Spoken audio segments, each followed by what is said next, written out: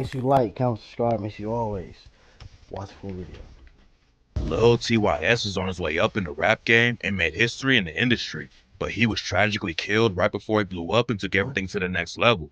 It's a wild and brutal story, and today we're breaking it all down. Lil TYS was raised in Sacramento in a neighborhood called Northgate. It's one of the most active areas in the city, and TYS said in an interview that growing up there was wild because of everything he saw. TYS's mom and dad weren't really around when he was a kid, so he just made his own lane and had to learn how to move in the streets. He didn't want to air all of his street business during interviews, but TYS got active at an early age and spent a lot of time locked up.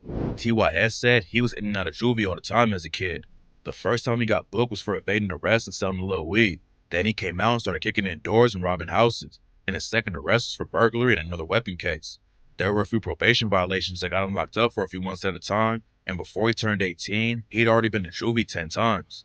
TYS was really nice at baseball and could have taken it far, but getting in so much trouble with the cops caused issues at school too. One time after he finished his juvie bid, TYS tried to go back to school, but they kicked him out and pushed him even deeper into the streets. He said that he wished he wasn't in the streets at all and had just gone professional with sports to make legit money. But unfortunately, that's not how it went down, and he ended up dying in the trenches. The area where TYS came up has a lot of gangs, but he repped the Nortes. The Nortes, or the Norteños, are a Hispanic gang that started out in the California prison system. Back in 1968, Hispanic prisoners in California split into two major groups, the Norteños, aka Northerners, and the Sureños, aka Southerners. The Nortes are also under a massive Mexican-American crime family called Nuestra Familia, and the Sureños are affiliated with the Mexican Mafia. The Mexican Mafia was created to protect Mexican Americans inside prison, but then some of them started abusing Hispanic dudes from the north, and that's what sparked the deadly war that's been going on for decades. Some crews just focus on getting money, but the Nortes are known for taking out anyone who gets in their way. Back in 2005, a Norte affiliate named Andres Rea was standing outside a liquor store with a rifle when the cops showed up. He wasn't gonna go down easy though and started letting off shots. Rea killed one cop and hit another, and the police called in a SWAT team to take him out. Rea was actually a U.S. Marine who served in Iraq, but the cops said he was repping the Nortes the entire time. Then in 2013, a Norte named Giovanni Pacheco shot up a Mexican restaurant in Salinas, California.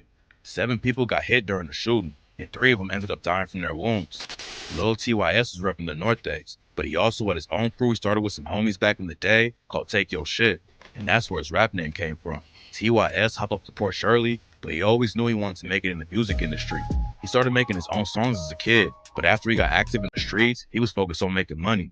After he turned 18 though, TYS realized he needed to switch up how he moved. Every time he got booked in juvie, it was only for a couple months. But he knew that when he turned 18, the charges would start getting a lot more serious. He hopped in the booth and started taking rap more seriously, but he still needed a way to make money while he was working on music. TYS dropped his first video around 2018, and it racked up over 20K views in no time. He ended up deleting it over some gang politics he never really talked about though. He didn't come back to the rap game until October 2020. He didn't have any kind of deal or anyone helping him push the music, but TYS still racked up over 300K views on the first official video he dropped. Popping off like that ain't easy, and it was clear from the jump that people were rocking with his style. Hitting 300K was crazy, but TYS never expected what happened next. A month after he came back to the music game, TYS dropped the track Straight Bars and leveled up in a big way. It blew up immediately and ran up crazy numbers, and now it's sitting at over 6 million views on YouTube. TYS didn't talk about what went down in the streets in interviews, but he wasn't afraid to air it out in his music. Like on the track Afterlife, when he raps, "You miss your partner, you can see him in that afterlife. The sucker died, we trying to creep up in the candlelight. You scared to dribble, you is not no real stepper. Every time we off a sucker, swear it make me feel better. And we know y'all isn't no drillers, y'all ain't never popped a thing. So quit playing, could die over the shit that you be saying. I lost my brother on some fuck shit, it's been driving me insane." It's not clear how much pressure TYS was putting on the ops in the streets, but he definitely had some crazy situations going on. One time he was throwing hands with an op and was allegedly winning the fight, but then the other dude pulled out a strap and pistol whipped TYS in the face. He went live on IG right after it went down to talk about it, and even though his face was all busted up, he still clowned the op for having to use his gun. TYS allegedly rapped about it too on the track 20 and said, "And ain't nobody ever pressed me, ain't nobody going to. Getting into it with suckers, but you know they ain't gonna shoot. Walk away, you going out, so tell me what you gonna do. They might have caught me lacking once, but that's the shit you go through." After TYS got his name buzzing in the area, he Sorry, I'm not doing like pausing and commentary, but I literally don't know who this artist is, and I'm stunned, bro. It's like it be sad when you see somebody who you got the potential. Like he was good at baseball. He was good. He's good at the music, but sadly, it be really sad. It be really sad, bro. Like, not saying just because you don't have a talent don't mean that you shouldn't be here. Like that you don't deserve your life. It just be even sadder. It be sadder.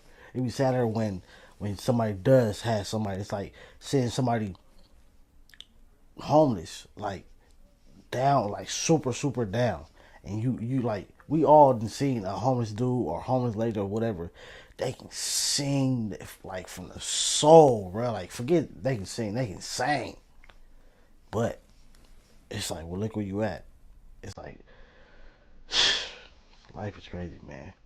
A deal with Empire and broke the record for having the biggest deal for any Hispanic artist from Northern California. Even though he was making moves in the industry, TYS still had a lot of drama in the streets, and that's when his management brought him to LA to cool off for a while. They put TYS up in a mansion, and he lived there for a couple months and kept working on his music. TYS was doing everything right and trying to really take his career to the next level. But unfortunately, he still ended up going back to Sacramento, and that's what got him killed. In May 2022, Lil TYS was outside his apartment in Citrus Heights when shots started going off. Nobody knows exactly what happened, but rumors say a dude named Tony Diaz tried to rob TYS and up the strap first. Both of them got hit, but TYS tragically couldn't recover and was found dead at the scene. At first, the cops said that Damn, TYS boy. and Diaz knew each other, but TYS's family says that's all cap. The district attorney decided to not press murder charges because Diaz claimed self-defense. He pleaded no contest to a gun charge and only got hit with a 180-day sentence in county jail. Then a year later, Diaz got caught with a bunch of guns and ammo after the cops raided his crib. And TYS's mom, Stephanie Lopez, said that Diaz is going to end up killing someone else because the cops never really tried to take him off the streets. That's What makes the crazy. How you get situation self even defense worse somebody else's is that house? TYS's family didn't get any assistance from the DA. Victims of violent crime can get up to $70K to help pay for medical and mental health services, funeral costs, and lost wages. But since Diaz was never charged with murder, they never got help with any of that and had to pay out of pocket for everything. It's still not clear why Tony Diaz murdered Lil TYS, but rumors say it had something to do with the last thing TYS posted on Instagram. He posted on his story and was offering $30 for someone to print something out and bring it to him. Then he asked if any women wanted to be in a music video with him and told him to hit him up if they were interested. Some people think that TYS got in touch with Diaz about getting the paper printed out, and that's how Diaz got his address and decided to rob him. But according to a detective with the Citrus Heights PD, Diaz and TYS didn't have any messages on their phone or through social media at all. So the cops said, all of this info led us to believe the knowledge Diaz had of Jacob was primarily through Jacob's rap career and following via the post Jacob made. Being a rapper is a dangerous job. You never know who's watching your page and thinking about hitting a lick on you. The more famous you get, the bigger the Bruh. target on your back is. Lil TYS had the skills and momentum to make it far in the industry, but tragically he lost his life before getting the chance to really make it. I still want to know, how did you get self defense? Like, if he if TYS was in front of his house and you came there, how? Like, I mean, it still depends on like what exactly happened. That's what I want to know. I want to know what happened, bro. That's crazy, bro. But condolences to his family, bro. Condolences to anybody that's like had lost somebody this year, bro. It's sad, man. Make sure you like, comment, subscribe, smash the like button.